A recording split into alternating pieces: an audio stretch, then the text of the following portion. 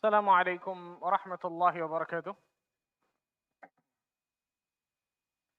إن الحمد لله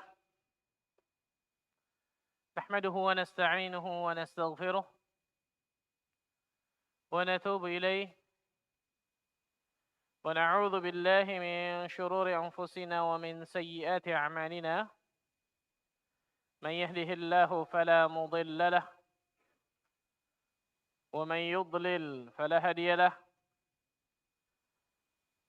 أشهد أن لا إله إلا الله وحده لا شريك له وأشهد أن محمدا عبده ورسوله صلوات الله وسلامه عليه نبينا وحبيبنا محمد صلى الله عليه وعلى آله وصحبه وسلم. قال الله تعالى في كتابه الكريم: يا أيها الذين آمنوا اتقوا الله حق تقاته ولا تموتن إلا وأنتم مسلمون. أما بعد. Ikhwani wa akhwati fiddin, rahimani wa rahimakumullah. Saudara-saudariku sekalian, yang semoga Allah tabaraka wa taala selalu diberikan keberkahan oleh Allah azza wa jalla. Alhamdulillah, kita bersyukur kepada Allah tabaraka wa taala atas segala limpahan karunia dan nikmat yang Allah berikan kepada kita semua.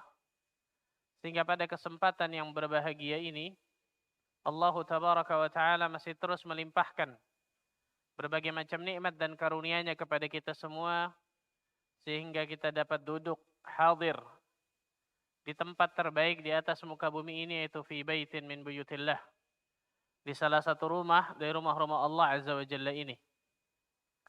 Tidak lain tidak bukan untuk meningkatkan keimanan kita, meningkatkan ketakwaan kita kepada Allah azza wa jalla, dan semoga Allah azza wa jalla selalu berikan ilmu yang bermanfaat kepada kita semua. Allahumma amin. Salat dan salam semoga tercurah kepada Rasulullah sallallahu alaihi wasallam, Nabi akhir zaman, Nabi yang telah membawa kita dari zaman kejahiliahan, dari zaman kebodohan, dari zaman keterasingan akan ilmu, menuju zaman yang terang benderang akan ilmu syar'i, itu zaman as-sunnah. Ma'asyarul muslimin wal muslimat, rahimani wa rahimakumullah. Melanjutkan bahas kita, kajian kita tentang as-sirah an-nabawiyah, kisah perjalanan hidup Nabi kita Muhammad sallallahu alaihi wasallam, yang pasti di dalamnya berbagai macam faedah yang kita bisa ambil dan kita bisa praktekkan dalam kehidupan kita sehari-hari. Dan pada hari ini insyaallah taala kita akan membahas tentang al-muqata'ah al-'ammah, tentang pemboikotan orang-orang kafir Quraisy kepada Nabi sallallahu alaihi wasallam dan para sahabatnya. Ini di antara makar yang sangat keji dari orang-orang kafir Quraisy, bagaimana caranya menghentikan dakwah Nabi kita Muhammad sallallahu alaihi wasallam. Setelah Hamzah bin Abdul Muttalib radhiyallahu anhu dan Umar bin Khattab radhiyallahu anhu masuk ke dalam Islam, maka orang-orang kafir Quraisy tambah geram, tambah panas mereka. Karena dua orang ini ketika masuk ke dalam Islam benar-benar memberikan izzah bagi Rasul sallallahu alaihi wasallam dan Islam di kota Mekah. Sehingga mereka berpikir bagaimana caranya merubah strategi mereka agar menekan dakwah Rasul sallallahu alaihi wasallam. Apapun caranya, mereka halalkan segala cara. Sampai pemufakatan keburukan ini mereka lakukan. Itu pemboikotan kepada Nabi sallallahu alaihi wasallam dan para sahabatnya. Ini tertulis dalam kitab-kitab sirah, kalau antum baca luar biasa. Disebutkan dalam hadis yang diriwayatkan Imam Muttafaqun alaih dari Abu Hurairah radhiyallahu taala anhu, Rasul sallallahu alaihi wasallam bersabda,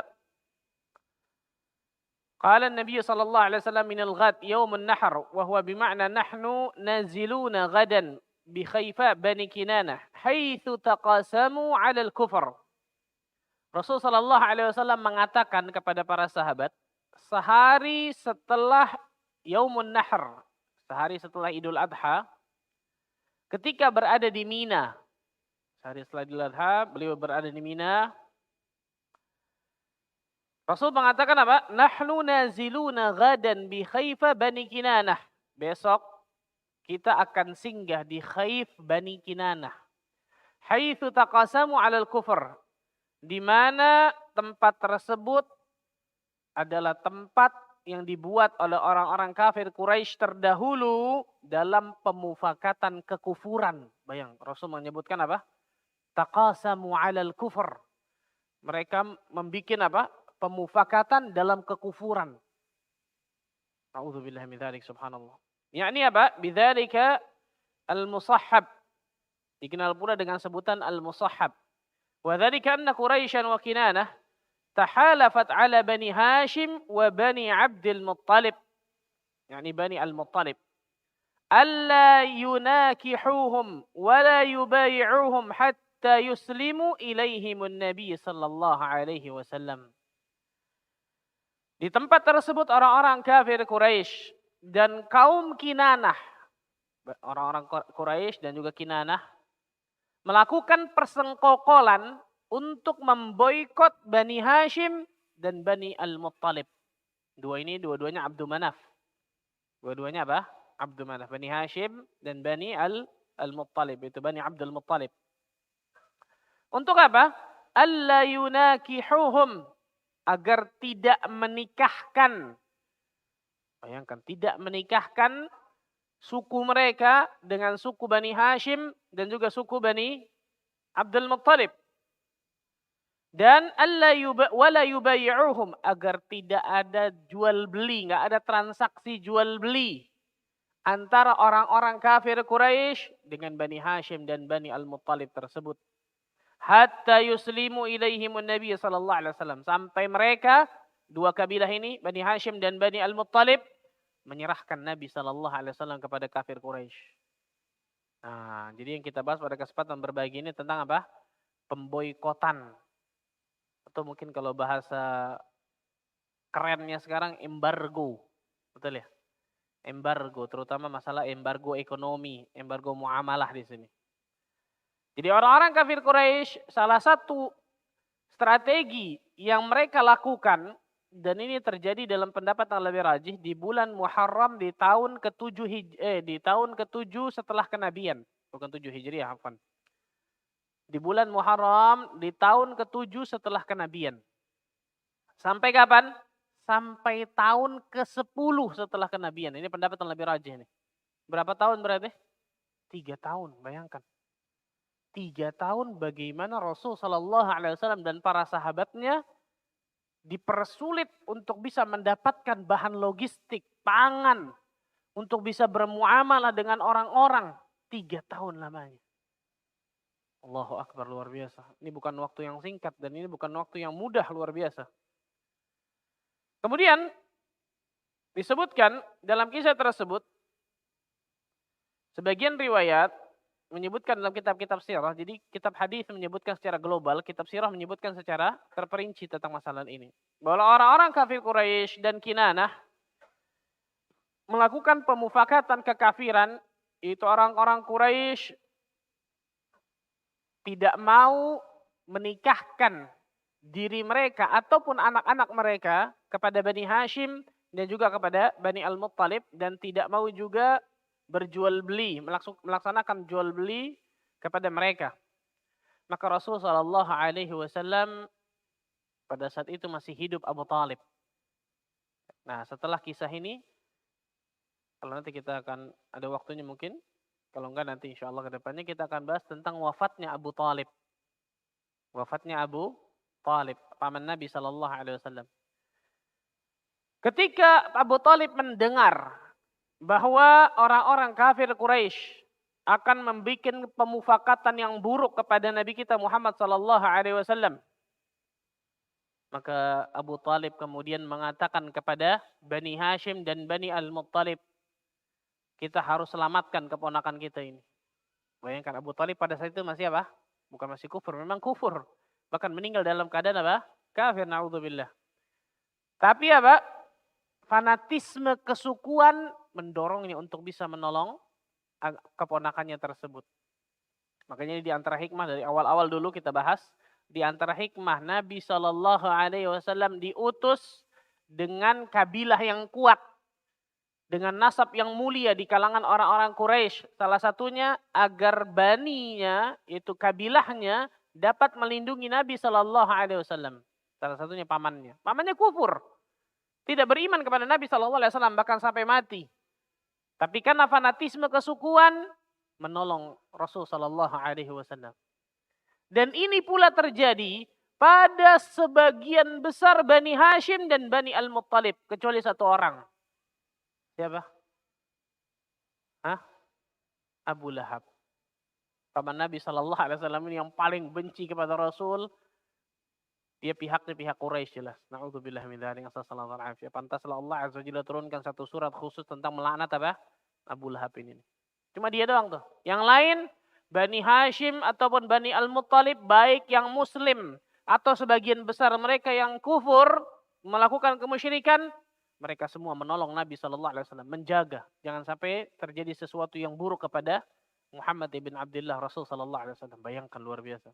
Fanatisme kesukuan itu mendorong mereka untuk membantu Nabi kita Muhammad Sallallahu Alaihi Wasallam, dan ini hikmah Allah Azza wa Jalla turunkan Nabi kita Muhammad Sallallahu Alaihi Wasallam dengan kabilah yang mulia, dengan kabilah yang kuat di bangsa Arab, yang pada saat itu fanatisme kesukuan sangat luar biasa tertinggi pada saat itu. Nah, ikhwatul iman rahimani wa rahimakumullah, Ibnu Ishaq menyebutkan tentang pemufakatan tersebut. Fanhazat Banu Hashim wa Banu Al-Muttalib ila Abi Talib. Bani Hashim dan Bani Abdul Muttalib ikut bergabung seluruhnya dengan Abu Talib. Wa kanu ma'ahu kullahum ila Abi Lahab wa kana ma'a Quraisy, kecuali Abu Lahab saja yang membantu orang-orang Quraisy dan tidak mau membantu kepada Bani Hashim dan Bani Al-Muttalib. Wa kana ibtida'an hasaruhum fi awwal yawmin min al-Muharram as-sanah 7 min al-bi'tsah. Dan ini terjadi yang saya katakan tadi di tahun ke-7 setelah kenabian, di bulan Muharram. Di bulan Muharram. Sebelum kita lanjutkan, kita bahas dulu tentang masalah boikot. Nabi Shallallahu Alaihi Wasallam pernah melakukan ini atau tidak? Saya mau tanya, Rasul Shallallahu Alaihi Wasallam pernah melakukan hajar ini kepada sahabat atau tidak? Pernah? Kapan itu? Perang Tabuk. 3 orang sahabat Nabi Shallallahu Alaihi Wasallam yang tidak ikut apa? Perang Tabuk, dan mereka tidak ada uzur sama sekali. Rasul Shallallahu Alaihi Wasallam memboikot mereka 50 hari lamanya, bayangkan, subhanallah. Sehingga apa? Hati-hati mereka terasa sempit, padahal dunia ini terasa luas, dan Allah Azza wa Jalla sudah terima taubat mereka nih, para sahabat. Salah satunya adalah Ka'ab bin Malik radhiyallahu anhu.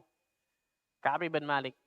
Tapi di sini kata para ulama, pemboikotan Nabi kepada 3 sahabatnya ini, salah satunya Ka'ab bin Malik, ada faedah besar.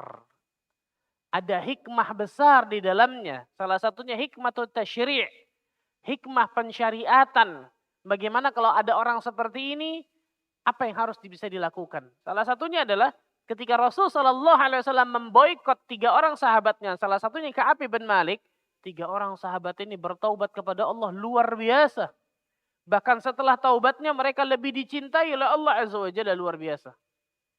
Bayangkan 50 hari nggak ada yang ngajak ngomong, nggak ada apa? Negur, bahkan nggak dijawab dan seterusnya. Tapi hukum asal memboikot haram. Perhatikan nih. Hukum asal itu tidak boleh kecuali dalam perkara-perkara yang memang ada maslahatnya di dalamnya. Ini penting nih. Penting nih, ikhwan nih. Kenapa salam dia nggak dijawab sama ente? Ana sedang menghajar dia, Pak Ustaz. Lagi boikot. La ilaha illallah. Padahal orang ini nggak tahu apa kaidah dan apa dawabit dalam memboikot. Nggak boleh sembarangan, ya, hati-hati, subhanallah. Salah satunya para ulama mengatakan apa? Kalau kita menghajar orang tersebut, seorang muslim, kita memboikot orang tersebut, kita yakin dia akan bertaubat kepada Allah, baru boleh.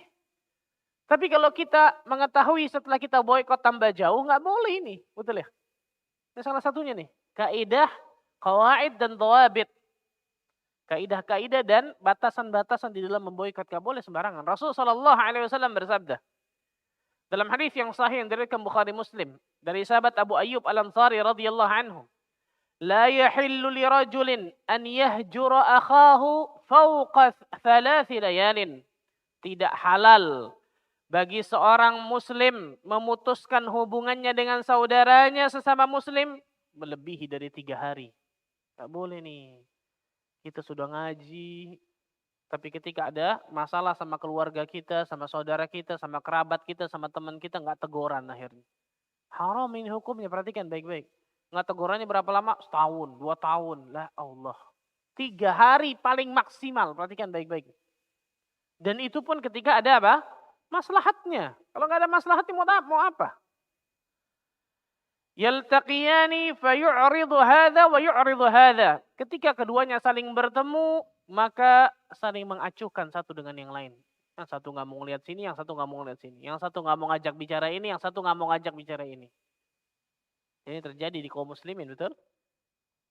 Wa khairahuma alladhi yabda'u bisalam. Dan yang terbaik di antara keduanya adalah yang memulai salam. Wah, yang memulai salam berarti apa? Yang membuka dirinya untuk apa? Memaafkan saudaranya mungkin dan seterusnya. Jadi hukum asal kata para ulama di sini tidak diperkenankan bagi seorang muslim memboikot, memutuskan hubungannya dengan sesama muslim lebih daripada 3 hari kecuali di dalamnya ada maslahat. Dan jelas maslahat agama yang paling terbesar tentang masalah ini ya. Dan ini disebutkan oleh para ulama tentang masalah ini. Nah, kita kembali ke sini. Orang-orang kafir Quraisy mulai mengembargo, mulai memboikot kaum muslimin. Maka apa yang terjadi? Begitu kerasnya pemboikotan orang-orang kafir Quraisy kepada kaum muslimin sampai terputusnya pasokan logistik. Bayangkan luar biasa ya. Pasokan logistik, bahan makanan, bahan pangan, makan itu sulit untuk mendapatkan. Kenapa? Karena Rasul Shallallahu Alaihi Wasallam dan para sahabatnya tinggal di Syi'ib Bani Abdul Muttalib, itu Syi'ib Abu Talib. Tinggal di Syi'ib itu apa ya? Seperti perkampungan kecil lah ya. Syi'ib Abu Talib yang dijaga oleh Bani Hashim dan juga Bani Al-Muttalib, Rasul dan para sahabat tinggal di situ tuh. Orang-orang Quraisy sepakat semuanya. Kita jangan ada yang menikahkan diri kita ataupun anak-anak kita dengan Bani Hashim dan Bani Muttalib. Kita jangan ada yang sampai berjual beli kepada mereka. Kalau ketahuan, kita akan azab, kita akan siksa luar biasa. Kita harus memutus semua bahan logistik, pangan yang dibutuhkan oleh kaum muslimin dan Rasul sallallahu alaihi wasallam. Semua putus. Coba untuk bayangkan luar biasa ya. Dan ini berat.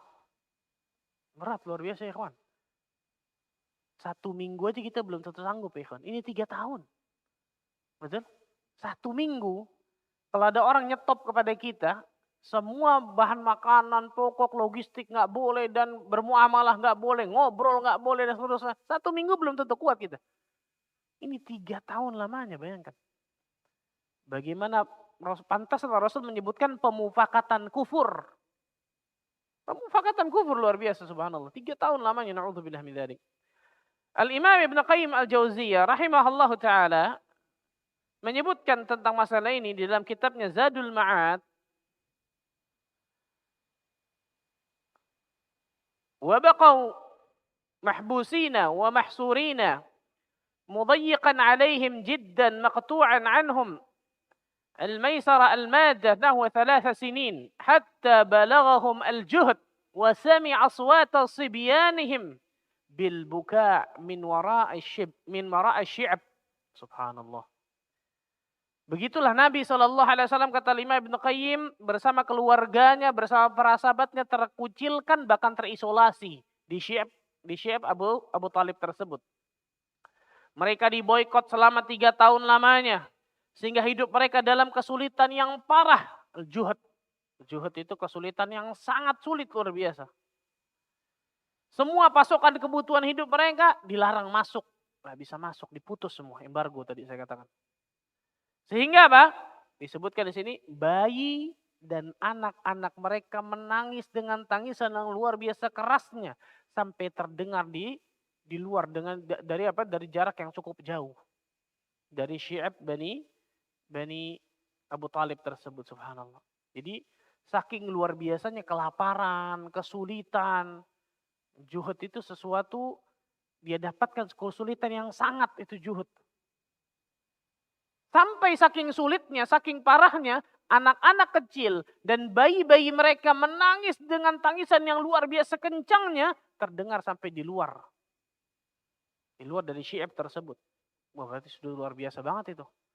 Kita biasa kalau anak kita nangis, itu pasti diri kita panik tuh bisa. Apalagi seorang orang tua, subhanallah. Apalagi kalau nangisnya lebih daripada biasanya. Betul ya? Ibnu Qayyim menyebutkan anak dan bayi-bayi pada saat itu menangis dengan tangisan yang luar biasa kencangnya sampai terdengar di luar. Di luar syi'ab tersebut.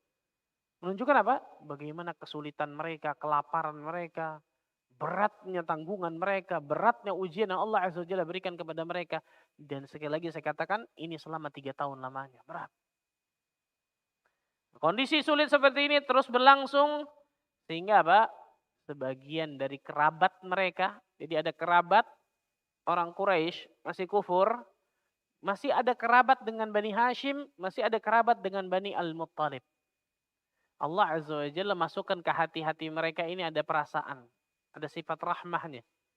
Dan subhanallah lihat, dari zaman ke zaman pasti tetap ada orang-orang seperti ini. Dia mungkin gak ngeblok ke kita. Dia mungkin gak ngembela diri kita setiap harinya. Tapi terkadang orang-orang seperti ini Allah masukkan hati ke mereka untuk menolong agama Allah Azza wa Jalla ini. Dan itu ada kata para ulama setiap zaman biasanya ada. Setiap zaman dan masa biasanya ada insya Allah. Salah satunya ini nih. Salah satunya adalah ini. Sebagian kerabat dari orang-orang yang ikut mengungsi, ikut-ikut diisolasi di Syi'ab Bani dari Abu Talib tersebut, di lembah yang berat tersebut, ingin merusak papan perjanjian. Jadi mereka menulis bahwa kita tidak akan menikahkan, kita tidak akan berjual beli, kita akan memboikot dan seterusnya dari Rasul dan kaum muslimin, kemudian ditempel di Ka'bah. Ada yang mengatakan itu kertas, ada yang mengatakan itu papan. Ditempel di Ka'bah. Nah, sebagian mereka dari orang-orang kafir Quraisy yang hatinya Allah Azza wa Jalla gerakan, masih ada sifat kemanusiaannya alhamdulillah. Mereka merasa iba, kesian. Allah Akbar. Selama 3 tahun, bayangkan luar biasa. Bagaimana mereka melihat sulitnya saudara-saudara mereka ini sama-sama Quraisy, bayangkan. Bukan orang lain ini. Sama-sama Quraisy.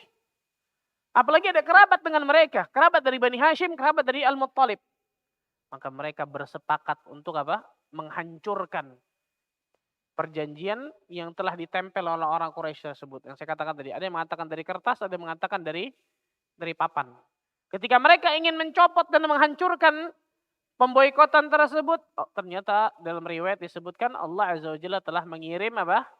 Rayap untuk menghancurkan dari perjanjian dari embargo atau pemboikotan tersebut. Walaupun dikhilafkan para ulama tentang masalah kesahihannya ini, tapi sebagian ulama menghasankan tentang riwayat ini bahwa rayap binatang yang Allah Azza wa Jalla utus untuk menghancurkan dari apa? Surat dari perjanjian pemboikotan orang-orang kafir Quraisy kepada Rasul sallallahu alaihi wasallam dan kaum muslimin ditempel di Ka'bah, semuanya hancur ternyata. Ada yang mengatakan kecuali lafaz Allahnya saja. Ada yang mengatakan semuanya hancur dan seterusnya. Ada beberapa riwayat tentang masalah ini. Siapa saja orang-orang tersebut disebutkan oleh para ulama Hisham ibn Amr al-Harith. Hisham ibn Amr al-Harith. Al-Mut'im ibn Adi. Mut'im ibn Adi ini sebagian riwayat mengatakan ini ayahnya Jubair ibn Mut'im. Sahabat Jubair ibn Mut'im. Zuhair bin Abi Umayyah. Zuhair bin Abi Umayyah. Abul Bukhturi. Ini Abul Bukhturi ada kisah tersendiri nih. Tentang Abul Bukhturi ini. Abul Bukhturi ibn Hisham. Zam'ah bin Al-Aswad. Dan lainnya. Ini nama-nama yang Allah Azza wa Jalla masukkan ke hati mereka ada rasa iba, rasa kasihan terhadap saudara-saudara mereka Quraisy yang diboikot selama 3 tahun, maka mereka bersepakat untuk merusak perjanjian, merusak dari perjanjian yang tempel di Ka'bah tersebut. Dan mereka juga yang berusaha untuk membatalkan pemboikotan tersebut. Dan ternyata Allah Azza wa Jalla takdirkan pemboikotan tersebut apa? Hancur, batal. Tapi sekali lagi itu sudah berjalan selama berapa lama? 3 tahun lamanya, bayangkan subhanallah. Dan dari sini banyak luar biasa hikmah yang mendalam tentang kisah-kisah yang seperti ini. Sangat luar biasa, Masya Allah. Ikhwatul iman, rahimani wa rahimakumullah. Disebutkan dalam kitab Zadul Ma'ad, ada sebuah riwayat menyebutkan bahwa Allah Azza wa Jalla memberitahu kepada Nabi Sallallahu Alaihi Wasallam berkenaan dengan papan ataupun kertas perjanjian yang ditempel di kota Mekah bahwa perjanjian tersebut sudah hancur. Perjanjian tersebut sudah hancur karena Allah Azza wa Jalla mengirim rayap binatang yang menghancurkan dari perjanjian tersebut. Hal itu diberitahu oleh Rasul Sallallahu Alaihi Wasallam. Lalu diberitahu kepada orang-orang kafir Quraisy. Ketika mereka melihat kenyataannya seperti itu, dikabarkan seperti itu, apa yang terjadi? Apakah tiba-tiba mereka beriman? Ini bedanya nih. Kalau orang hatinya sudah buruk, mau apapun yang terjadi nggak akan pernah tuh. Kalau hatinya sudah dikunci mati oleh Allah Azza wa Jalla, apapun yang terjadi di depan mata kepalanya, yang itu jelas tanda-tanda kebesaran Allah, ditutup mata tuh pasti. Hatinya sudah dikunci sama Allah. Tambah kufurlah mereka disebutkan. Ketika mereka tahu perjanjian itu sudah hancur, Allah Azza wa Jalla kirimkan rayap untuk menghancurkan perjanjian tersebut, tambah kufur. Bayangkan, bukan beriman malah apa? Tambah kufur. Na'udzubillah min dzalik. Nasallallahu alaihi wasallam. Maka setelah kejadian tersebut, maka selesailah dari apa? Pemboikotan tersebut kepada Nabi kita Muhammad sallallahu alaihi wasallam dan para sahabatnya. Dari kisah ini ada banyak pelajaran yang bisa kita ambil. Yang pertama, dari kisah ini yang pertama kata para ulama, menunjukkan apa? Permusuhan dan kebencian orang-orang kafir Quraisy kepada Nabi kita Muhammad sallallahu alaihi wasallam dan para sahabatnya. Yakshifu lana hadzal hadath mada ma wasalat ilaihi Quraisy fi adawatiha lirrasul wa ashabihi wa mada dhalmaha wujurha. Yang menunjukkan bagaimana permusuhan, kebencian, kezaliman orang-orang apa? Kafir Quraisy kepada Nabi sallallahu alaihi wasallam dan para sahabatnya. Allahu akbar. Mereka menganiaya mereka, bahkan sebagian ada yang dibunuh, naudzubillah, contohnya keluarga ya, Yasir, Sumayyah. Permusuhan kepada Nabi sallallahu alaihi wasallam itu luar biasa. Coba antum kita pakai hati manusia sajalah, nggak usah pakai agama misal. Tegakah kita membiarkan orang di satu tempat kecil selama 3 tahun pasokan makanan nggak masuk? Bisa-bisa mati semua itu, betul ya? Mereka mendapatkan pasokan logistik tersebut dari sembunyi-sembunyi. Rasulullah SAW dan para sahabatnya dapatkan pasokan itu dari apa? Sembunyi-sembunyi. Itu pun orang takut. Kenapa? Takut ketahuan bisa disiksa luar biasa oleh orang kafir Quraisy. Kalau kita pakai hati saja, insya Allah nggak akan pernah kita kerjakan itu. Tapi orang Quraisy mengerjakan itu. Yang di kepala kita mungkin itu mustahil, orang Quraisy sudah mengerjakannya tuh. Saking apa? Bencinya, permusuhannya kepada Nabi SAW dan para sahabatnya. Makanya, dan orang-orang yang seperti ini, ikhwan, pasti akan ada sampai hari kiamat. Orang-orang seperti ini nih, model-model seperti orang-orang Quraisy seperti ini nih, pasti akan ada sampai hari kiamat. Karena itu ketika Nabi SAW berdakwah, ada Abu Bakar yang menolongnya mati-matian luar biasa. Ada Abu Jahal dan Abu Lahab yang membenci Rasul SAW luar biasa. Betul? Ini hak, ini sunnatullah nih. Menyampaikan kebenaran, pasti ada yang suka, pasti ada yang benci. Pasti ada yang mendukung, pasti ada yang memusuhi. Sampai hari kiamat pasti terjadi itu. Bahkan orang-orang yang memusuhi dan membenci ini bisa melakukan hal-hal yang di luar nalar manusia. 3 tahun bayangkan. 3 tahun lamanya, yang ini pada hakikatnya saudara mereka Quraisy.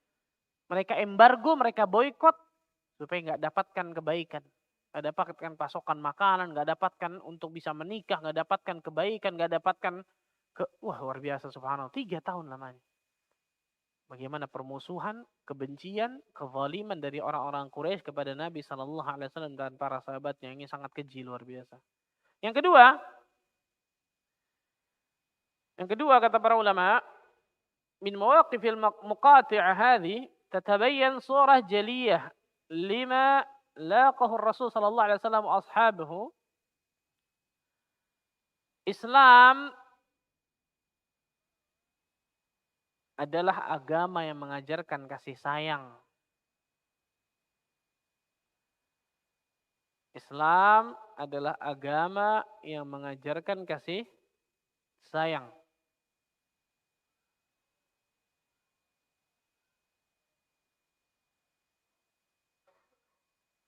Islam adalah agama yang mengajarkan apa? Jadi Islam agama yang mereka perlakukan dengan keji, dengan kasar, dengan luar biasa. Ternyata mengajarkan kasih sayang kepada mereka. Makanya kaidah Islam apa ikhwan? Idfa' billati hiya ahsan. Balaslah keburukan itu dengan cara yang apa? Paling baik. Bukan cuma baik. Ahsan itu ismu tafdil. Isim tafdil. Ahsan. Hasan baik. Ahsan paling baik. Allah Azza wa Jalla menyuruh diri kita untuk membalas keburukan yang orang berikan kepada kita dengan cara yang paling baik. Bukan cuma baik. Itu kaidah Islam tuh ikhwan. Ada orang ngasih kezaliman kepada kita. Hati kita mau balas atau maafkan. Nah, nanti semantum. Ada orang ngasih kezaliman kepada kita, zalim yang luar biasa. Hati kita mau balas, udah atau maafkan aja. Nah, kalau maafkan luar biasa antum, Masya Allah ini ya. Hati antum lembut, Masya Allah ini ya. Hati manusia mau balas itu pasti, betul ya? Mau balas. Yang sesuai bahkan yang lebih parah mungkin bisa jadi. Kan gitu ya? Islam mengajarkan kepada kita apa? Idfa' billati hiya ahsan. Bayangkan luar biasa. Khudhil afwa. Berikan maaf. Wa'mur bil urfi. Perintahkan orang untuk berbuat yang baik. Wa'arid anil jahilin. Dan berpalinglah dari orang-orang bodoh. Ini yang diajarkan Islam. Ini diajarkan Islam. Bayangkan ikhwan. Berat memang. Karena itu untuk dapatkan surga nggak mudah. Untuk dapatkan surga apa? Tidak mudah. Yang mudah itu istirahat, bukan istiqomah. Betul ya? Untuk dapatkan surga nggak mudah. Rasulullah SAW mengatakan, ala inna sil'atallahi ghaliyah. Ingat sering-sering baik-baik ayat ini nih. Hadis ini nih afwan. Ketahuilah, barang dagangan Allah ini mahal. Yang ditawarkan oleh Allah Azza wa Jalla ini mahal. Ala inna sil'atallahil jannah. Ketahuilah barang dagangan Allah itu surga Allah Azza wa Jalla. Yang gak bisa didapat dengan tubuh yang santai, tenang, leha-leha, gak bisa. Surga itu bisa didapat dengan effort yang maksimal. Surga itu bisa didapat dengan usaha yang maksimal kita dapatkan. Bayangkan subhanallah. Lihat Nabi SAW bayangkan. Diboykot, ingin direncanakan dibunuh, bahkan luar biasa, disiksa luar biasa dan para sahabatnya. Tapi apa yang terjadi ketika Fathu Makkah? Apakah Rasulullah SAW membalas mereka semua? Izhabu fa'antumut tulaqa, kata Nabi. Pergi kalian bebas semua. Allahu Akbar. Padahal Nabi SAW hafal tuh. Orang-orang yang menzalimi mereka satu persatu Rasulullah SAW hafal tuh. Rasul mengatakan idhabu fa antumut tulaqa. Pergi kalian bebas semua. Maka kita ikhwan, sekeras apapun diri kita, ini penting nih ikhwan. Sekeras apapun diri kita, karena ada orang tipikalnya Allah takdirkan mungkin keras tipikalnya. Sekeras apapun diri kita, ketika agama itu masuk ke dalam hati kita, wajib kita jadi orang lembut di situ tuh. Kenapa? Karena agama ini pasti bisa merubah diri kita. Umar bin Khattab radhiyallahu anhu. Siapa orang yang kenal Umar? Luar biasa bagaimana kerasnya Umar. Ketika masuk ke dalam Islam bisa sangat cengeng tanda kutip di hadapan Allah Azza wa Jalla. Bukan di hadapan musuh Allah ya. Di hadapan Allah Azza wa Jalla bisa sangat cengeng luar biasa. Kenapa? Hatinya lembut. Makanya kalau kita ngaji, ikhwan, duduk di kajian berapa lama, coba lihat diri kita masing-masing. Apakah rasa takut kita bertambah kepada Allah atau tidak? Apakah amal soleh kita bertambah atau tidak? Apakah akhlakul karimah kita bertambah atau tidak? Kalau enggak, jangan-jangan bukan ilmu yang bermanfaat yang kita dapatkan itu. Apakah hati kita semakin melembut, semakin dengar ayat Allah, semakin dengar hadis Nabi, semakin melembut atau tidak? Semakin baik kepada orang atau tidak? Atau semakin keras kepada orang? Perhatikan baik-baik. Islam adalah agama yang mengajarkan tentang kasih sayang, kelemah lembutan, kebaikan, bahkan oleh orang yang berbuat keburukan kepada kita lagi. Bayangkan. Itu gak sembarangan tuh, subhanallah. Dan itu ajaran apa? Nabi kita Muhammad sallallahu alaihi wasallam. Diriwayatkan dari Bukhari dan Muslim dari Nafi' dari Ibnu Umar, Nafi' maula Ibnu Umar, dari Ibnu Umar radhiyallahu anhuma, anna imra'atan wajadat fi ba'dhi maghazi Nabi sallallahu alaihi wasallam maqtulah. Ada seorang wanita mati terbunuh dalam sebuah pertempuran yang dilakukan oleh Nabi sallallahu alaihi wasallam. Fa ankara Rasulullah sallallahu alaihi wasallam qatlan nisa was-sibyan. Maka Rasul sallallahu alaihi wasallam mengecam kejadian tersebut. Kemudian melarang kaum muslimin untuk membunuh wanita dan anak-anak di dalam peperangan. Ini perang. Perang, bayangkan. Orang depan kita, orang kafir, harbi memerangi kita. Mau membunuh kita, mau menghabisi kita. Tapi Rasul SAW ketika dengar ada seorang wanita terbunuh. Wanita musyrikah jelas, subhanallah. Wanita bukan muslim. Terbunuh gara-gara peperangan yang dilakukan oleh Nabi dan para sahabatnya. Rasul mengecam kejadian tersebut. Dan beliau melarang dengan larangan yang keras membunuh wanita dan anak-anak. Bayangkan. Ini Islam. Rasul SAW setiap beliau ingin mengutus pasukan perang. Syariah mungkin. Beliau utus. Beliau selalu memesankan. Dan ini selalu apa? Diteruskan. Abu Bakar juga memesankan kepada pasukan perangnya. Umar juga memesankan seperti itu. Jangan pernah kalian membunuh apa? Perempuan, anak-anak kecil, orang yang sudah tua renta. Jangan pernah kalian mengganggu orang yang sedang beribadah di tempat ibadahnya, di gerejanya, di saumaahnya, di kuilnya. Jangan kalian ganggu itu. Jangan kalian menebang pohon. Jangan kalian menghancurkan bangunan. Ini perang. Bagaimana kondisi aman? Betul? Ini perang loh, syar'i loh, jelas. Nggak boleh sama Nabi SAW melakukan beberapa perbuatan yang dianggap dalam Islam ini mencoreng citra Islam. Dan nggak boleh. Kenapa? Termasuk rahmat. Allahu Akbar. Ini orang zaman sekarang dengan berdalil apa? Dalil yang kacau luar biasa, ngebom sana, ngebom sini. Na'udzubillah min dzalik. Ini Islam? Nggak ada Islam seperti itu. Islam berlepas diri dari seperti itu, nggak ada. Islam mengajarkan rahmat. Islam mengajarkan kelemah lembutan, kebaikan. Walaupun betul hikmah itu terkadang, ini penting nih kawan, hikmah, berdakwah dengan hikmah, terkadang itu dengan ketegasan. Betul. Dengan ketegasan. Tapi terkadang bukan apa? Bukan hukum asal. Hukum asal dakwah apa? Rifq, al-lin, lemah lembut, itu hukum asal dakwah. Terkadang dakwah itu bisa ketegasan, boleh, betul, sahih. Rasulullah SAW ada perang Badar, ada perang Uhud, ada perang Ahzab, kan gitu ya. Itu kan ada ketegasan semua.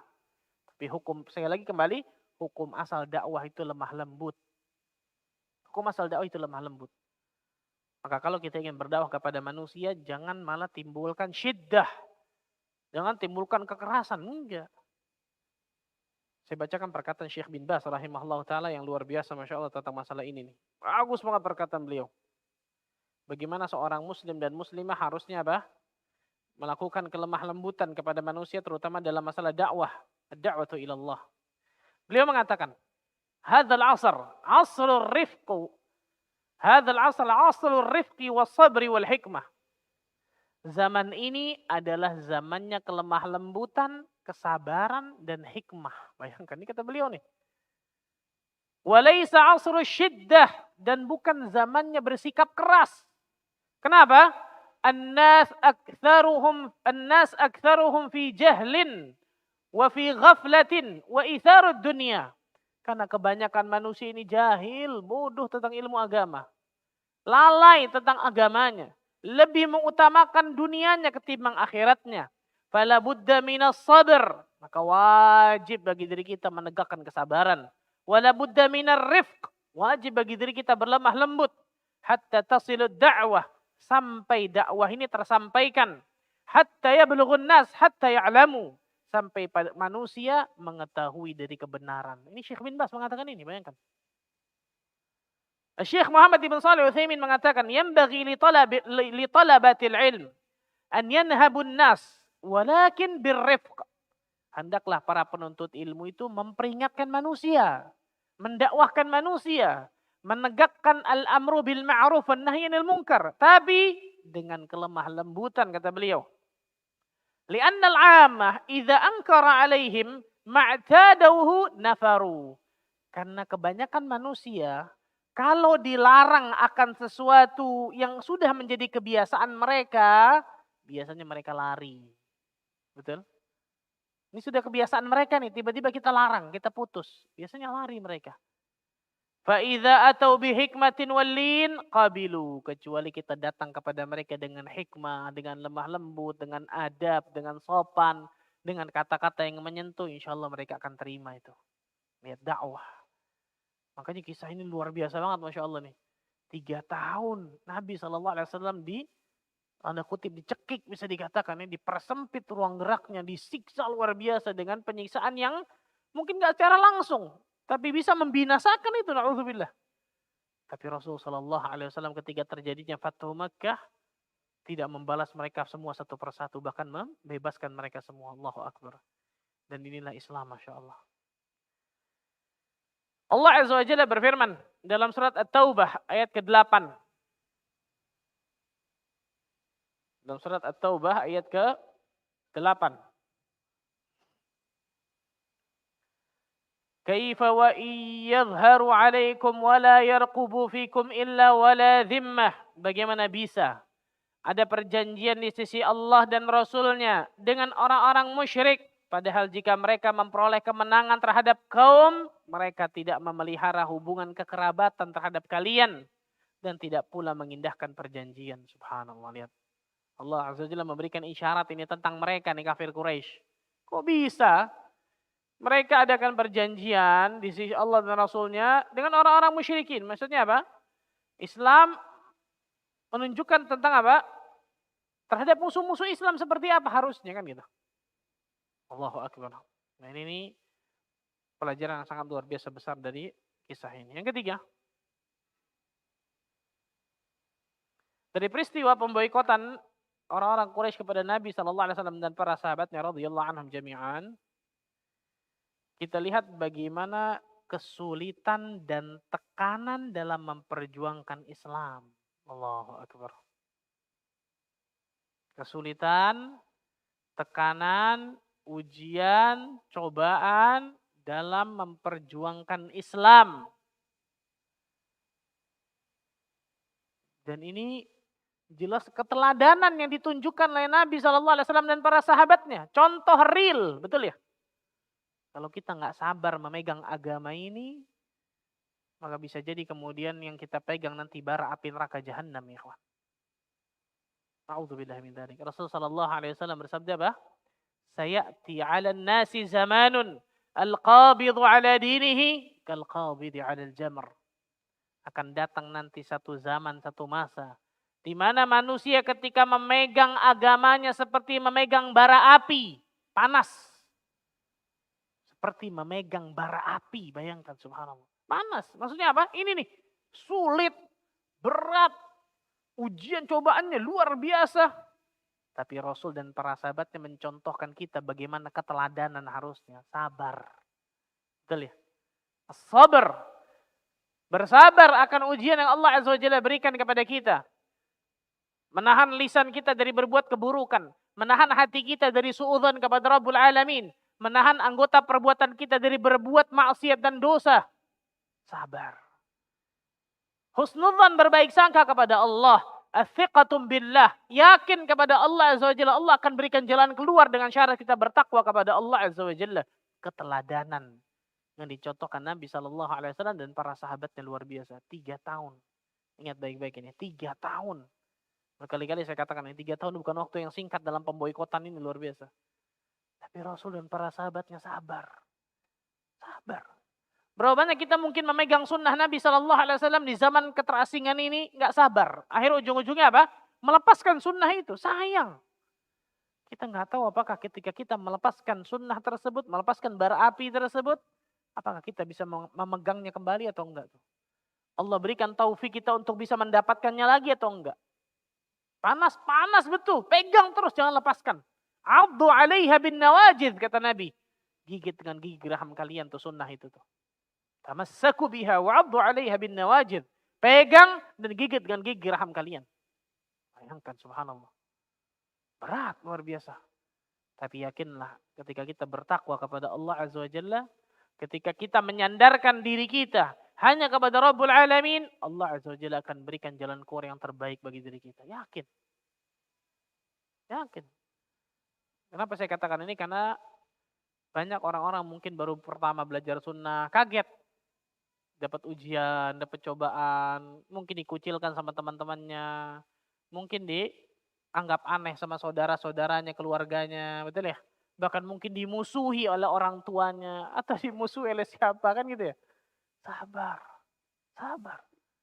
Sunnatullah itu. Orang yang memegang sunnah Nabi SAW, memegang al-haq, kebenaran, pasti ada ujiannya, cobaannya. Yang paling terpenting bukan cobaan dan ujian tersebut kecil atau besar. Yang paling terpenting adalah apa? Apakah bahu kita ini siap memikul ujian tersebut? Maka sebagian ulama sampai mengatakan apa? Jangan minta kepada Allah Azza wa Jalla agar ujian itu diperingan, tidak. Tapi mintalah kepada Allah Azza wa Jalla agar bahu ini kuat mengangkat dari ujian tersebut. Nah, minta kepada Allah Azza wa Jalla agar bahu kita nih, tubuh kita, badan kita itu kuat memikul dari ujian yang Allah Azza wa Jalla berikan kepada kita. Tapi sekali lagi ya, jawaban itu semua tidak lain tidak bukan bertakwa kepada Allah. As-sabr, yakin. Apa kata Syekhul Islam Ibn Taimiyah rahimahullah ta'ala? Bis-sabri wal yaqini tunalu imamatu fid din. Dengan sabar dan yakin, kita akan mendapatkan kekuasaan di atas muka bumi ini. Sabar dan yakin. Ini ketika beliau menafsirkan dalam surat Al-Ahzab itu. Dalam surat apa? As-Sajdah. Dalam surat As-Sajdah. Jadi pasti kesulitan, tekanan, ujian, cobaan dalam memperjuangkan Islam ini, itu pasti sunnatullah. Tapi ingatlah Rasul dan para sahabatnya sudah memberikan kita contoh. Sudah memberikan kita keteladanan bagaimana seharusnya ketika diberikan ujian oleh Allah Azza wa Jalla. Sabar, yakin, husnudzan kepada Allah, bertakwa kepada Allah. Allah akan berikan bukan cuma ujiannya tapi juga jalan keluarnya. Kunci jawabannya pasti Allah kasih tuh.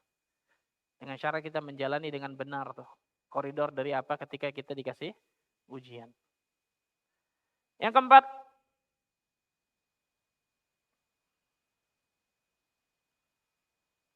dari peristiwa tadi kita mengetahui ada beberapa orang dari orang-orang Quraisy yang punya kekerabatan dengan apa? Bani Hashim dan juga Bani Al-Muttalib yang menuntut agar perjanjian tersebut dibatalkan. Yang ingin menghancurkan perjanjian yang tempel di Ka'bah. Dari sini kita bisa ambil kata para ulama, sebuah kebatilan itu pasti akan terungkap suatu saat. Sebuah kebatilan itu pasti akan terungkap suatu saat. Walaupun dalam jangka waktu yang cukup lama. 3 tahun bukan ringan, itu luar biasa. Sebuah kebatilan itu pasti akan terungkap suatu saat. Apa kalau kata peribahasa, bangkai disimpan pasti kecium apa? Baunya, kan gitu. Sebuah kebatilan pasti akan terungkap suatu saat. Sekalipun dalam jangka waktu yang apa? Lama. Allah Azza wa Jalla berfirman di dalam surat Al-Isra ayat ke-81. Surat 17 Al-Isra ayat 81.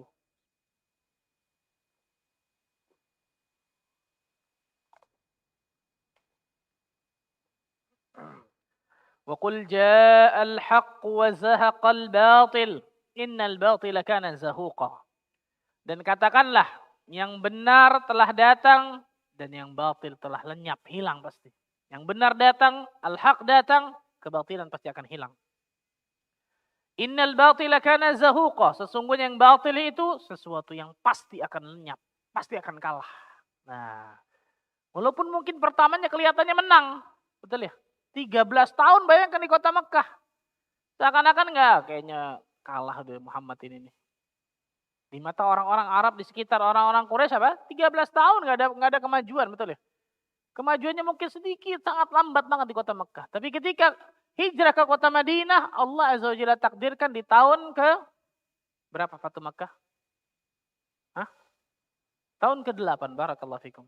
Di tahun ke-8 Hijriyah, ternyata Rasul sallallahu alaihi wasallam kembali ke kota Makkah untuk menaklukkan, membuka kota Makkah dari kekufuran. Bayangkan. Di kepala manusia, di logika manusia masuk? Masuk itu. 13 tahun di kota Mekah, di tempat kampung Rasul sendiri, betul ya? Di tanah kelahiran beliau sendiri, di kabilah beliau sendiri. Yang kalau kita pakai logika, ya masa di situ aja bisa kalah, gimana keluar? Ternyata Allah Azza wa Jalla memiliki hikmah yang besar ketika ke Madinah, balik luar biasa, bawa 10.000 pasukan ketika Fatu Makkah itu. Allahu Akbar, 10.000 pasukan. Allahu Akbar, subhanallah. Kebatilan itu pasti akan lenyap, pasti akan kalah. Cepat ataupun lambat. Maka yakinlah, jangan pernah takut untuk di atas kebenaran. Walaupun mungkin dari awal kita terdesak. Walaupun dari awal kita mendapatkan tekanan, ujian luar biasa. Tapi jangan pernah malu untuk di atas kebenaran tersebut. Apapun yang terjadi. Apapun yang terjadi. Kalau kata orang apa? Jujur itu apa? Pahit. Betul ya? Pahit. Terkadang jujur. Bukan terkadang. Sering bahkan jujur itu pahit. Tapi kalau jujur itu benar-benar kita istiqomahkan. Hari ini kita ngomong A. 30 tahun lagi pasti kita ngomong A. Makanya sebenarnya jujur sama bohong lebih gampang jujur. Betul ya? Bohong, hari ini ngomong A, besok ngomong B, 30 tahun lagi bisa ngomong C itu. Tapi kalau jujur, hari ini ngomong A, besok ngomong A, 30 tahun lagi ngomong A pasti. Tidak ada berubah sama sekali. Walaupun terkadang pahit. Walaupun terkadang apa? Pahit. Nah, peristiwa pemboikotan ini, peristiwa dari keburukan ini berakhir retaknya persatuan antara orang-orang Quraisy di situ tuh. Retak nih. Jadi di antara mereka Allah Azza wa Jalla masukkan dalam sebagian hati mereka ada rasa iba, rasa kasihan. Dan ini yang saya katakan tadi, setiap zaman pasti akan ada orang-orang seperti ini nih. Baik yang membantu diri kita di dalam kebenaran atau dia nggak di pihak kita tapi tetap membantu kita untuk menegakkan kebenaran. Ini contohnya nih, sebagian orang Quraisy mereka kufur, bukan muslim, kufur. Tapi mereka tidak mau apa?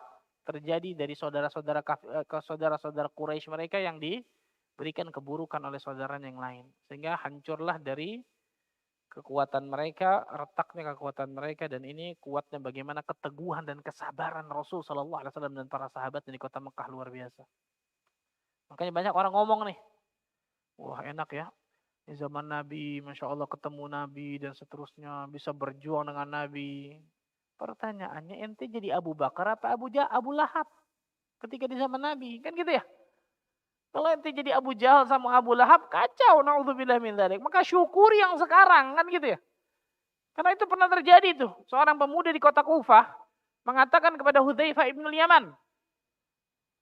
Bertanya kepada Hudzaifah ibn Yaman, apa yang kalian lakukan? Kau bertemu dengan Rasul, apa yang kalian lakukan dengan Rasul? Kami pada saat itu hidupnya sulit, kata Hudzaifah ibn Yaman. Apa kata pemuda Kufah ini? Kalau kami hidup pada saat itu tuh, kami akan jadikan kaki Nabi Muhammad itu nggak berjalan di atas tanah, tapi berjalannya di atas pundak-pundak kami. Yang kayak gini ngomong doang biasanya, betul ya. Hudzaifah mengatakan, lah jangan katakan itu, kata Hudzaifah. Jangan kalian katakan itu. Kami itu di sesuatu yang berat luar biasa. Pernah satu saat Hudzaifah bercerita ketika perang Ahzab. Rasul sallallahu alaihi wasallam menyuruh kepada kami, siapa di antara kalian yang mau masuk ke medan musuh, datang ke musuh, seberangi parit, masuk ke musuh, lihat bagaimana keadaan mereka, balik lagi kemudian kepada aku untuk mengabarkan keadaan mereka. Aku jamin bagi dirinya surga. Apa kata Hudzaifah? Satu pun dari kami nggak ada yang menunjuk tangan. Sahabat loh ini, betul ya? Kalau sahabat aja begini, apalagi kita. Betul ya? Hudzaifah mengatakan seperti itu. Jangan kalian katakan seperti itu, kata Hudzaifah. Syukuri apa yang kalian dapatkan sekarang, maksudnya gitu. Kalian dalam keadaan nikmat, dalam keadaan aman. Karena nggak ada yang tahu ketika Allah berikan fitnah, ujian, sanggup apa enggak kita, kan gitu. Nggak ada yang tunjuk tangan, bayangkan. Siapa di antara kalian yang mau melihat keadaan musuh? Nyeberangi parit, lihat keadaan musuh, balik lagi kepada diriku. Aku jamin surga bagi dirinya. Nggak ada yang nunjuk tangan. Maka Rasul menyuruh diriku, kata Hudzaifah. Menunjuk diriku, maka aku jalan, dan di antara mukjizat Nabi SAW pada saat itu hari yang sangat dingin. Tapi aku merasakan kehangatan bagi tubuhku. Masuk Hudzaifah ke pasukan Ahzab tersebut. Abu Sufyan tahu, Abu Sufyan cerdas luar biasa nih. Ini ada mata-mata kelihatannya masuk ke ini nih. Siapapun di antara kita tanya orang yang di sampingnya. Bayangkan. Hudzaifah langsung apa? Berpikir cepat. Anta, siapa engkau? Ana fulan ibn fulan. Orang ini nggak nanya Hudzaifah lagi, nggak balik nanya. Alhamdulillah. Kalau nanya balik repot tuh, betul ya. Maka terjadi, baliklah kemudian disebutkan dalam keadaan beliau apa? Hudzaifah dalam keadaan hangat, padahal pada hari itu sangat lapar, sangat apa? Sulit keadaan, sangat dingin. Balik Hudzaifah menyebutkan bahwa apa? Telah hancur porak-poranda. Allah Azza wa Jalla telah hancurkan dengan angin yang luar biasa kepada pasukan Ahzab tersebut sehingga mereka apa? Siap-siap untuk pulang. Syahid dari bahasan kita adalah apa? Jangan kita mau merasa diri kita lebih dari orang dan seterusnya. Jangan kemudian tidak mensyukuri keadaan yang sudah kita dapatkan sekarang. Syukuri yang sekarang, jalankan dengan baik, istiqamah, selesai. Jangan kemudian coba kalau ya, seandainya seperti, nggak ada, belum tentu. Belum tentu ketika kita dapatkan fitnah, kita akan kuat seperti itu. Coba, Imam Ahmad bin Hanbal, diuji 3 khalifah di penjara, disiksa luar biasa. Siapa yang kuat ya kawan? Ulama pada saat zaman itu saja yang kuat cuma Imam Ahmad, 1 orang. Betul? Nggak ada yang kuat sama sekali. Makanya para ulama mengatakan apa? Maka Rasul menyebutkan apa? Jangan kalian berharap bertemu dengan musuh. Tapi ketika kalian bertemu dengan musuh, fathbutu, tetaplah kalian, jangan kabur. Nah, tapi jangan berharap bertemu dengan apa? Musuh. Karena kita tidak tahu kita sanggup atau tidak ketika Allah berikan ujian seperti itu kepada diri kita. Yang kelima,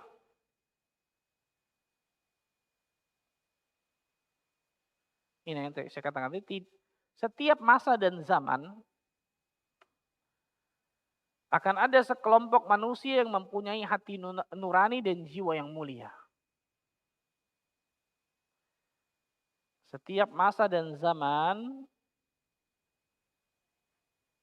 akan ada sekelompok manusia yang mempunyai hati nurani dan jiwa yang mulia. Tetap ada insya Allah.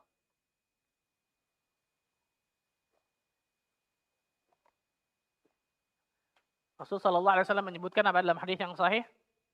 Yang diriwayatkan Bukhari Muslim, innallaha la yu'ayyidu hadzal din birrajulil fajir.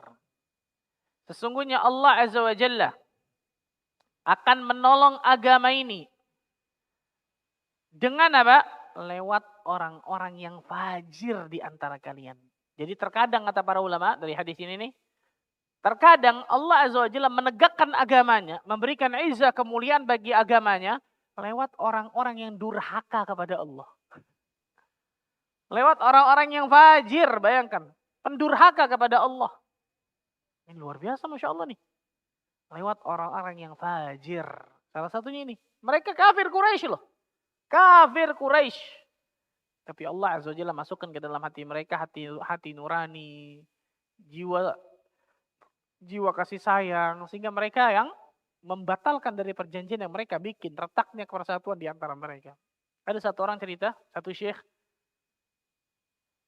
ini cerita karena keislaman satu orang yang tinggal di Amerika. Dia ngomong sama satu syekh, saya orang Amerika asli. Saya orang Amerika asli. Sehingga bahasa apapun dari Amerika saya pasti yang mengetahui. Ketika terjadinya kejadian 11 September, apa 11 September? Gedung World Trade Center ditabrak, langsung Presiden Amerika pada saat itu langsung berpidato, betul? Siapa presiden itu? George Bush. Saya orang Amerika asli kata dia. Semua pidato dari George Bush semua saya paham, kecuali satu kata, Islam. Saya nggak tahu apa ini Islam ini. Bayangkan ada pada zaman itu ada orang nggak tahu Islam dan memang terjadi subhanallah. Apa ini Islam ini? Singkat cerita saya Google lah. Apa itu Islam, apa itu Muslim, seperti apa ajarannya dan.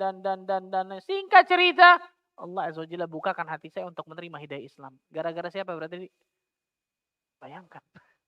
Terkadang Allah Tabaraka wa Ta'ala memberikan kemuliaan. La yu'ayyidu hadzal din. Bisa jadi menolong agama ini birrajulil fajir, karena seorang yang fajir di antara kalian. Allahu akbar. Salah satunya dari sini semua. Maka yakinlah akan pertolongan Allah tabaraka wa taala. Yang terakhir, yang keenam, salah satu bentuk peperangan yang dilancarkan orang kafir adalah peperangan ekonomi. Nah, ini pentingnya kaum muslimin saling care satu dengan yang lain. Saling peduli satu dengan yang lain. Jadi satu sisi misal ada kristenisasi datang ke sini hanya gara-gara sekardus mie mungkin, betul ya? Itu salah, orang tersebut salah ketika keluar dari Islam hanya gara-gara sekardus mie. Tapi jangan lupakan, itu saudara kita bisa jadi kita nggak bantunya. Kan gitu ya? Betul, dari satu sisi salah. Salah mana? Salah imannya, akidahnya salah. Masa gara-gara dunia kemudian dia tukar agamanya, ditukar surganya. Salah jelas itu. Bukan saya benarkan, salah jelas itu. Dan ini bobroknya jauhnya kaum muslimin dari akidah yang benar kan gitu ya. Tapi bisa jadi itu semua karena apa? Ketidakpedulian kita kepada sesama kaum muslimin. Maka Rasul menyebutkan bukan seorang mukmin ketika dia kenyang di dalam rumahnya, tetangga di luar sana ternyata apa? Kelaparan. Bukan seorang mukmin kata Nabi SAW. Bayangkan. Mukmin itu care sesama, peduli dengan sesama, peduli dengan sekitarnya. Itu seorang mukmin. Rasul menyebutkan la yu'minu ahadukum hatta yuhibba li akhihi ma yuhibbu li nafsihi. Tidak sempurna iman salah seorang di antara kalian sampai dia mencintai saudaranya sama ketika dirinya mencintai dirinya sendiri. Ini penting banget subhanallah. Karena salah satu cara peperangan orang-orang musuh-musuh Islam dilancarkan dari peperangan ini. Embargo, ekonomi. Contohnya kafir Quraisy, betul? Memutus semua dari ekonomi yang bisa menghancurkan dari Rasul Sallallahu Alaihi Wasallam dan para sahabatnya. Allah Azza wa Jalla memberikan pertolongan, masya Allah.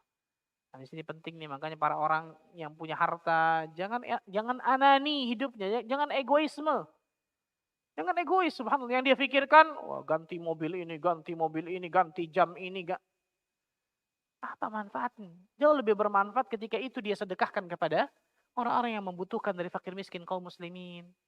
Jauh lebih manfaat ketika hartanya itu diberikan kepada dakwah, membantu dakwah. Jauh lebih manfaat ketika itu diberikan kepada mungkin para janda yang memang membutuhkan. Karena harta kita pasti akan ditanya oleh Allah tabaraka wa ta'ala.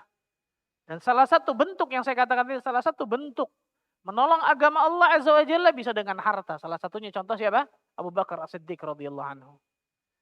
Tidak ada harta kata Nabi SAW yang paling bermanfaat bagi diriku dan juga agama ini melebihi hartanya Abu Bakar As-Siddiq. Bayangkan subhanallah. Maka jadilah kita menjadi seorang da'i dengan harta kita. Kalau nggak bisa dengan harta, dengan pemikiran ide kita. Nggak bisa dengan kekuatan kita, tenaga kita, fisik kita. Nggak bisa keterampilan kita. Nggak bisa dengan doa kita. Apapun yang kita bisa berikan kepada agama ini, berikanlah. Karena kita yang butuh agama ini nggak butuh kita sama sekali. Allah alam bisawab, itu mungkin yang saya bisa sampaikan. Nggak sempat waktunya kita bahas tentang wafatnya Abu Talib. InsyaAllah bulan depan kita akan bahas wafatnya Abu Talib dan juga wafatnya istri Nabi SAW yang sangat beliau cintai, Khadijah radhiyallahu anha. Allah alam bisawab, itu mungkin yang saya bisa sampaikan. Silakan mungkin kalau ada yang mau bertanya.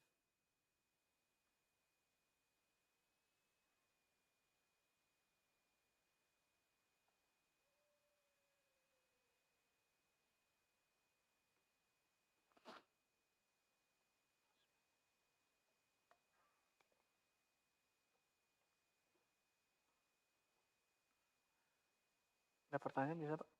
Di kertas biasanya.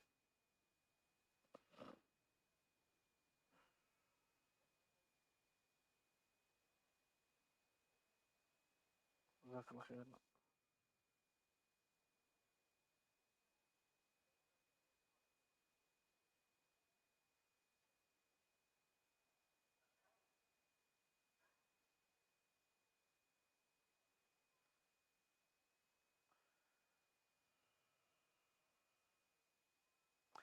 Assalamualaikum. Waalaikumsalam warahmatullahi wabarakatuh. Assalamualaikum warahmatullahi wabarakatuh. Waalaikumsalam warahmatullahi wabarakatuh.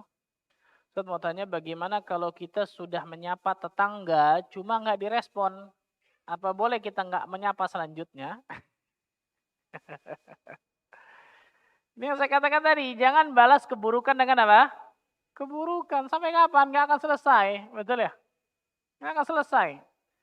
Idfa' billati hiya ahsan. Balaslah keburukan itu dengan kebaikan. Apalagi kita yang sudah ngaji. Jangan samakan kita yang sudah ngaji, akhlak kita dengan akhlak orang yang belum ngaji. Kan gitu ya? Jangan samakan. Beda pasti. Omongannya beda, tingkah lakunya beda, kebiasaannya beda, adab akhlaknya berbeda, rasa takutnya beda, ketundukan kepada dalil beda, kekhusyuannya beda, perlakuan dari amal perbuatannya beda. Kan gitu. Kalau enggak, apa bedanya kalau gitu? Manusia ingin melihat bukti real, bukti nyata dari kita. Anda ngaji, toyib. Apa perubahan dalam diri Anda? Kan gitu. Seorang anak ngaji, tambah berbakti pada orang tuanya, tambah berikan apa hak-hak bagi orang tuanya, menunaikan kewajibannya, tambah luar biasa pada orang tuanya, berikan hadiah yang tadinya pelit, sekarang apa? Selalu royal pada orang tuanya, Masya Allah. Harus berubah yang seperti itu. Seorang suami ketika ngaji, berubah yang tadinya mungkin main tangan sama istri dan anaknya, berubah. Seorang istri yang tadinya Pak, jauh dari agama, ngaji, berubah. Yang tadinya selalu tinggi kepada suaminya, rendah, nggak pernah membantah suaminya, nurut pada suaminya, pada anaknya baik, kan gitu ya.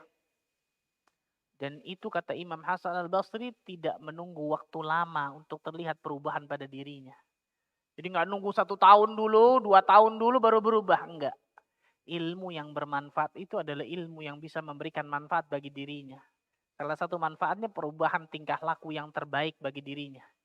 Perubahan kekhusyuan, perubahan ketundukan, perubahan lisannya, perubahan amal solehnya, dan seterusnya. Salah satunya ini. Husnudzan, bisa jadi nggak denger, bisa jadi adalah masalah tuh orang, betul ya? Ketemu, assalamualaikum, nggak dijawab lagi, kasih hadiah, betul ya? Nah, jadi jangan balas keburukan dengan keburukan, kata para ulama. Nggak akan selesai sampai kapanpun.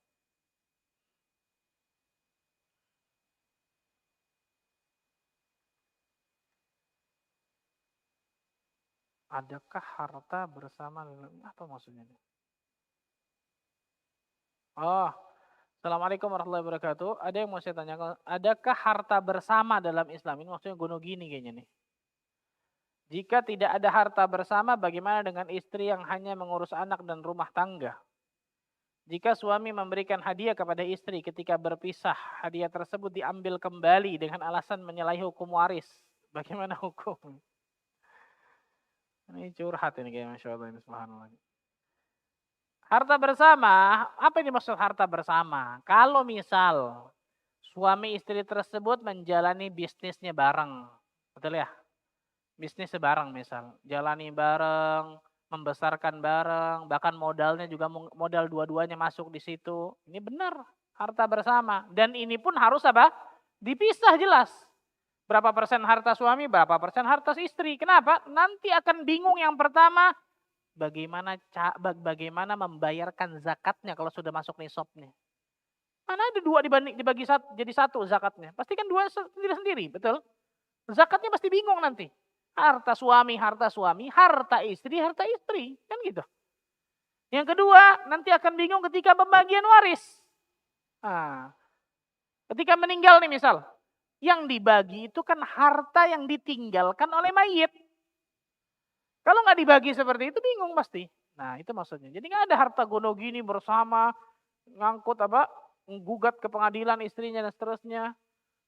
Nah kalau kemudian apa, seorang istri misal, seorang ibu rumah tangga, ya apa yang dia dapatkan hartanya, bisa jadi dia harta sebelum dia nikah sudah ada, atau bisa jadi harta dikasih sama orang tuanya, atau bisa jadi harta yang memang dikasih hadiah dari suaminya kepadanya, kan gitu. Nah ini disebutkan. Nah kalau suami memberikan hadiah kepada istri, kalau hadiah itu ketika masih hidup, nggak boleh diambil lagi jelas.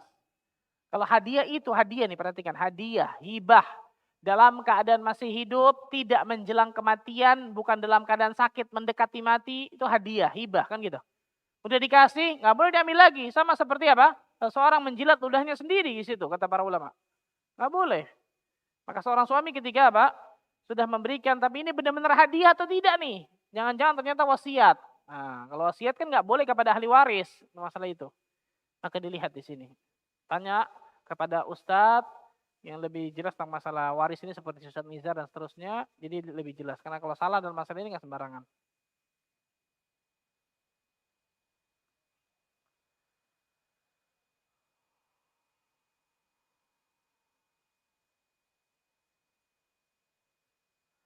Ustaz, apa yang saya lakukan ketika saya diusir oleh orang tua angkat saya? Allahu Akbar.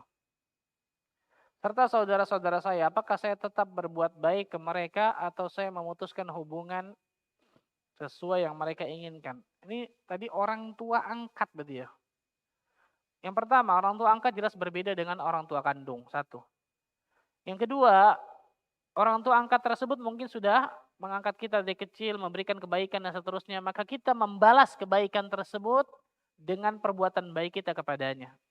Adapun kalau memutuskan tadi, memang bukan hubungan kekeluargaan, nggak ada hubungan kekerabatan kan gitu, karena bukan orang tua kandung tentang masalah tersebut. Tapi dari satu sisi bahwa orang tersebut dari kecil sudah memberikan kebaikan kepada saya, hal jazaul ihsan illal ihsan. Bukankah balasan kebaikan itu juga apa? Kebaikan pula. Maka jangan putuskan dari kebaikan yang pernah dilakukan oleh orang tua angkat tersebut, berikan juga kebaikan kepadanya semampu yang anti bisa ini. Semampu yang anti bisa. Semampu yang minimal doa. Minimal apa? Doa agar Allah berikan hidayah kepadanya dan seterusnya. Mungkin kirimkan hadiah. Kita nggak datang situ nggak boleh kirimkan hadiah kepadanya. Ingat, jangan balas keburukan dengan apa? Keburukan. Wallahu a'lam bishawab.